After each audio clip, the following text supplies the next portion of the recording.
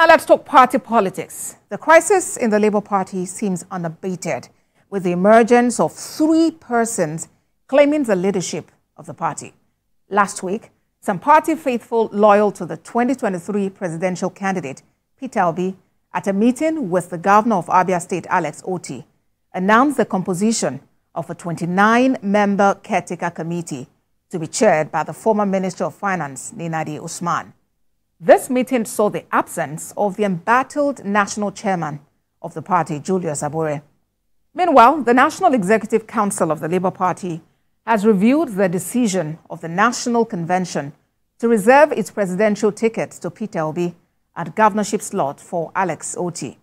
The party says it condemns in strong terms the convener of the meeting in Abia State, which according to them is built on illegality. It insists all the outcome of the meeting is nullity, and the party is hereby dissociating itself from the convener and the resolutions passed.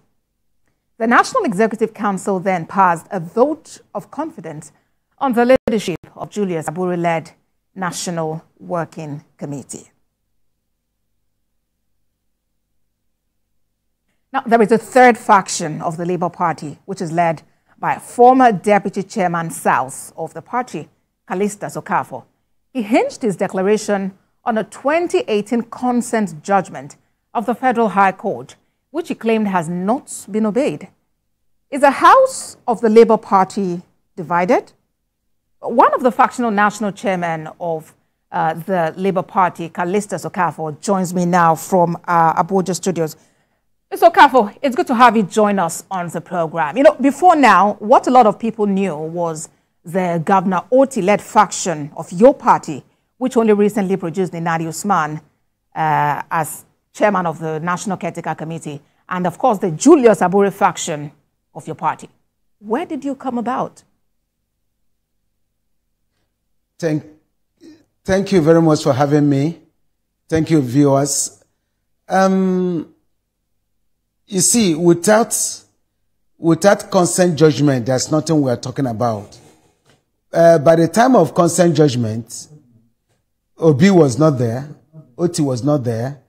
They were in other political parties. Like I have said, and I've continued to say that a consent judgment delivered by Honorable Justice Kolawole on the 20th day of March 2018 said that should be all-inclusive. Number 1 says, NLC, Labour Party, though not trade union, was registered by Nigerian Labour Congress for the betterment of Nigerian workers, though they are not the one piloting it.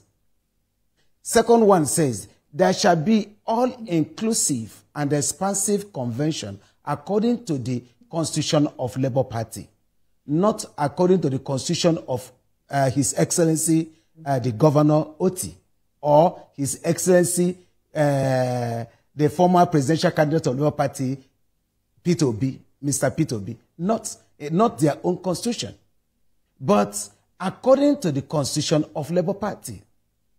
By this time, this consent judgment was given. Callistus Okafor was the Deputy National Chairman of Labour Party. Julius Abure was Acting National Secretary.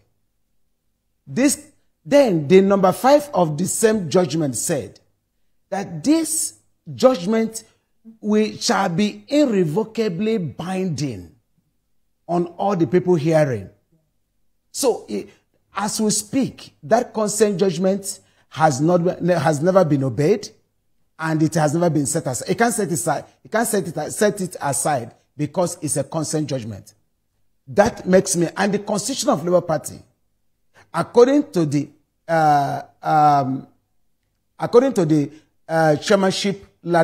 leadership ladder, it says, in absence of the chairman, the deputy takes over. I have assumed office as the acting national chairman of Labour Party based on the Constitution of Labour Party, in my capacity as the deputy national chairman. Now, let me tell you, Julius Abure, who has been parading himself as the and not even acting national chairman, substantive national chairman. Number one is that in the ladder of leadership, an acting national secretary cannot be a national chairman. How much? No, I cannot be a acting national chairman when there is a deputy national chairman or when there is a national vice chairman. Now, how do you feel or how does it sound that an acting national secretary becomes a substantive chairman? This is a mystery. It's a mystery. Then, so, Mr. Okafor. Yes? Yes, Mr. Okafor. If you're claiming to be chairman, who do you have behind you? Do you have state chapters around you who are able to pass a vote of confidence in you like they did earlier today in Julius Abure? Okay, it may interest you. It may interest you to know the National Working Committee of 2014, where I emerged as a deputy national chairman. Julius Abure emerged as assistant secretary. I have 11 of this working committee on my side. Julius Abure has only 3. Julius Abure, Sondo Keke, and Clement Ojukwu. Then 6 out of them are no more in Labour Party. 3 out of them are dead. That's the late chairman and 2 others are dead. So the remaining, I have 10. So you can't say you can't talk about, you see, I don't want to be talking about Julius Abure. That INEC made a mistake and recognizing an acting national secretary as a chairman does not make him a chairman. He is, for me, I don't want to I don't want to dwell my time in talking about Julius Abure, who, as long as I'm concerned, still remain an acting secretary. Julius Abure, as a matter of fact, is my acting secretary. He should be standing by me as the acting national chairman. That is who he is. But Mr. Okafor, I don't want to blame anybody. Yes?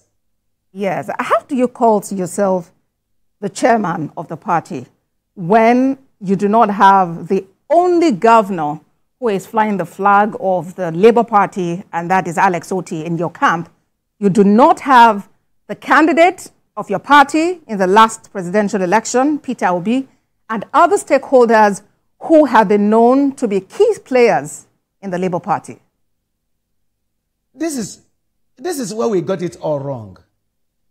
His Excellency, the governor, is not in the National Working Committee. Don't forget that somebody gave him ticket. Somebody signed his ticket for him to become a candidate before he won, to become a governor. A governor did not give him a ticket. Neither a senator gave him a ticket or signed his ticket. And an acting national secretary, though illegal, Julius Abure, signed his ticket for him to become a candidate and for him to now win as a governor. I do not need Otti. A constitution, I am following constitution of Labour Party. Otti is not constitution of Labour Party. Now, when you talk about His Excellency Peter Obi was a presidential candidate of Labour Party in 2023 general election. He is not even a member of NEC. Otti is a member of NEC. Peter Obi is not a member of NEC. I'm talking about Constitution of Labour Party as 2009 that was amended in 2014. But because they would not submitted it earlier, for that reason, INEC wrote out that they would not recognize it. So the only valid constitution of Labour Party is 2009 constitution. In this constitution, His Excellency Peter Obi would have been a member of NEC if he has won, if he had become the president of Federal Republic of Nigeria. Then after that, when he still remain as a member of the party, then he still be a member of NEC, not even working committee. Otti, as we speak, who is the member of NEC, is not a member of National Working Committee. So I don't need him to be on my side. No. What I need on my side is constitution, the rule of law. The rule of law. And these are men who claim, who preach rule of law, who is antagonizing the federal government, who is fighting the federal government of rule of law. And look at Labour Party. They can't obey the rule of law. Constitution of Labour Party is the rule of law. Electoral Act is the rule of law. So I am only following the rule of law, which is the Constitution of Labour Party, not Alex Otti. Unless somebody gave him a ticket before he become the governor. So asking me if I don't have him, it doesn't have him on my side. I don't need to have His Excellency Alex Otti on my side to become the acting national chairman, because he is a governor in Abia State. The leadership of Labour Party does not, yes, he's a stakeholder, but he is not the one to make it. That is the truth. I hear you.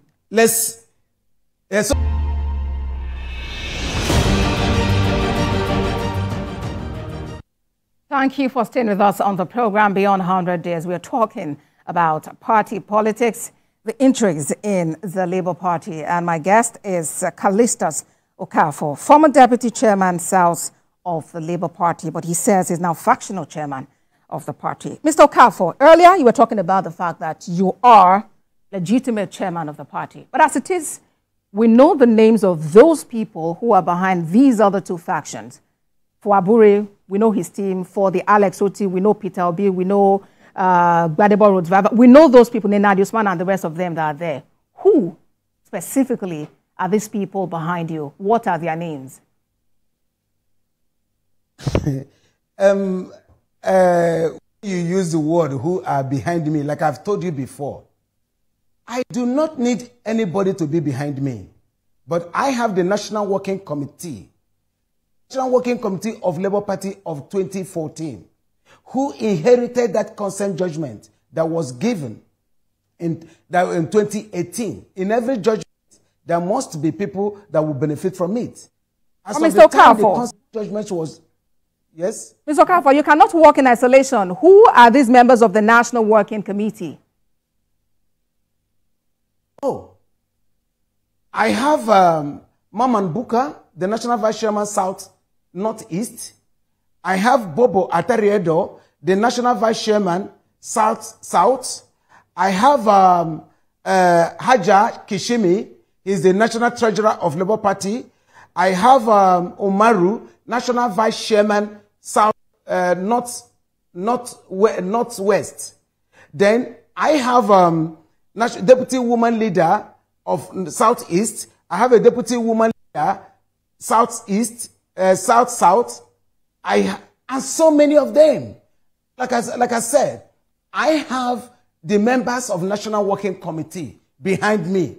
Abure has only 3. Abure is 3. We are 26. Like I told you, 6 has left the party. 3 are dead. The remaining. Out of that, you have the treasurer, the national treasurer, who is Olushi Opara, who is with NLC, and Maria Lebeke, who is with NLC, who has now joined His Excellency Dr. Alex Otti and Mr. Peter Obi. Like I said, if you recall, in a so-called jamboree national convention in Newi, Alex Otti was standing by Abure. He was, of course, the financier, the sponsor of Julius Abure. What changed? Alex Otti, if it was not there present, his deputy was there present. All his National House of Assembly members were there. Commissioners were there. House of Rep members were there. And other government officials of Abia State were there. And all of a sudden, INEC was not there. And they had been funding Abure all this while in everything Abure was doing. Until INEC said, listen, your tenure, the 1-year extension you asked for has elapsed. We won't recognize you anymore. As long as INEC is concerned, you guys will go and make peace. So when you ask me who is behind me, I don't need to have people who doesn't have the interest of the party behind me. The only interest they have is their personal interest. How they will hijack the party. how they will use the party for their personal interest, to use it to go for major. I don't need anybody who want to use the party for... I hear you, Mr. Okafor. You appear to have been silent for a long time. Why are you coming out now? I'm sorry that you are... I'm sorry you are asking me why I'm coming out now. I've been around. I've been talking. I've been in your TV.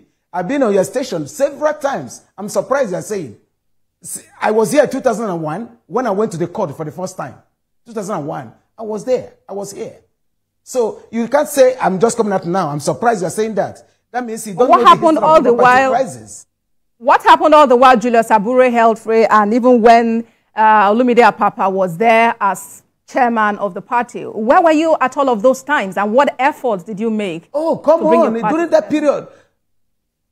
During that period, I have appeared in your television severally. I'm surprised you're asking me this. I've appeared in your television severally on this. So the thing is that I'm a very peaceful, loving man. I don't have to behave like a tout. I don't have to behave like a desperate person. I was in the court. So why would I start fighting because of this? One thing I know that there is a rule of law. One thing I know is that the Labour Party has constitution, and which I'm saying that the constitution of the Labour Party has not been followed. And now you can see, still up till now, even the people you want to be behind me, they are against the rule of law. They are fighting the rule of law. So I don't want anybody that fights the rule of law to be behind me. I'm a man who believes in the rule of law. So all right, Mr. if you want to be behind me, you must be a man who believes in the rule of law.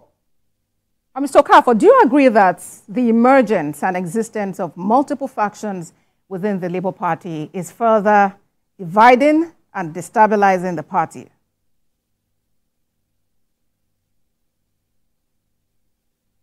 I don't know if I really got you right, but that is correct.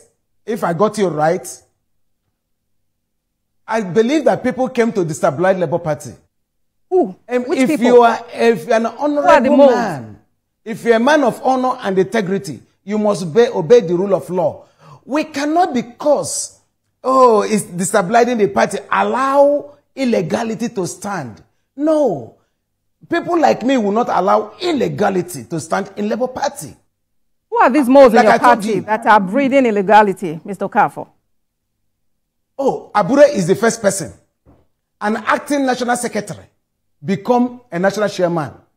How? Without convention, in National Executive Council meeting. How did it happen? This is questions we ask ourselves. How did an acting national secretary become a national chairman? How? In which political party does that happen? How? This is number one. Number two is the gathering of like minds that happened in Abia State. You saw it. The gathering of like minds. You said we'll come to that. When we came to that, that is an illegality. So you have called Julius Abure a mole within your party. You have called the gathering of like minds, the stakeholders meeting, an illegality. What evidence do you have to support these claims? Oh, come on. The Labour Party Constitution is the evidence that I have. Like I said, I'm a man who believes in the rule of law. I'm a man who believes in the constitution of the party. I'm a man who believes in electoral acts. Take, for instance, Julius Abure, like I've told you, the evidence is, where did Abure emerge as a chairman? Where? Abure emerged as a chairman in a National Executive Council meeting. An acting national secretary became a national chairman. That is illegality. In the Labour Party Constitution, it doesn't make any sense at all. It's new to the Constitution. It's new to the Constitution. Yes? I hear you, Mr. Okafor, but where were you when that NEC meeting held? Why didn't you speak out? Why weren't you present or available to take up the role if, by law, you should be the one to take over? Good. You see why I said I would have wanted it that a man who knows the history of Labour Party to be the one asking me this question, because it's a long story. If I started, I don't know how many minutes do I have to talk to you. But if not, I will let you know that Abure, like I said, the genesis of the problem of Labour Party started at Stone Edge Hotel, Central Area, Abuja. On that fateful day, I stood as a deputy national chairman, acting national chairman.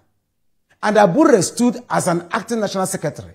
And we had a special convention that removed the then national chairman, the late A.S. Salam, for embezzlement and for other things. This is what brought this problem. This is the case that brought. I started with Abure on my side, and the late chairman on the other side. Abure left me in moment. Abure discovered that in our we call an auditor who came and audited our account and discovered that there was a lot of fraud and all that. Then immediately Abure realized that he has 7.5 million naira fraud he committed in Edo State. A man called Amos paid 7.5 million in his account. The moment Abure realized that, Abure left us and ran to A.S. Salam. And there are allegations, Mr. Okafor, and they would have to be substantiated. No, it's not. Listen, I said he was indicted by police, SCT command. He was indicted. Even, I don't want to go into that. I'm talking, you're asking me a question. I'm telling you how it came about. All right, Mr. Okafor. You know, the challenge is massive. You have currently 3 factions in your party. What is the way out? Please, you see, I don't understand what you mean by three fractions. And Usman, by the stakeholders? Abure has been operating in illegality. I've told you before. For me, Abure has never had a tenure. Abure has never existed. Let's assume that Abure was an appointed acting national chairman that was to do one thing or the other. But like INEC said, our umpire, who put Abure's name in their website, an acting national secretary that became a national chairman, they put his name. At this point, they have said Abure's tenure has expired. So Abure is supposed not to be talking. We should not be talking about Abure any longer. And their Newi Jamboree does not exist. So I don't want to talk about Abure, but Abure still remains in the National Working Committee. Why? All right. Abure is my acting national secretary, while I am acting national chairman. So Abure is still in the National Working Committee. It's a good way to end the conversation. I've been speaking. To what happened in there. Mr. Okafor, we really do need to wrap the show now. Hopefully you can come in some other time to share further perspective into this. But it's been great talking to you. Callistus Okafor is former deputy national chairman. You didn't talk about Abia State. You didn't talk about Abia. You said you were asking me. You didn't ask me again. I just said that perhaps we'll have some other time to talk about that, Mr. Okafor. Well, thank you very much. But you say you have 3 fractions. If you have 3 fractions, you don't want me to talk about the other. You've dwelt so much on Abure. But then that's really the much we can take. No, because I wanted to talk about Abia. I wanted to talk about Abia. You told me that, no, that you will get to that. We really do need to go, Mr. Okafor. Your time is up. We really do need to go, and hopefully you can come in some other time to talk about it. Can you give me 1 second? Can you give me 1 minute? Can you give me 1 minute? I'm afraid we can't, Mr. Okafor. Thank you very much for coming on the program today. With that, our show, What to Repeat at Midnight. And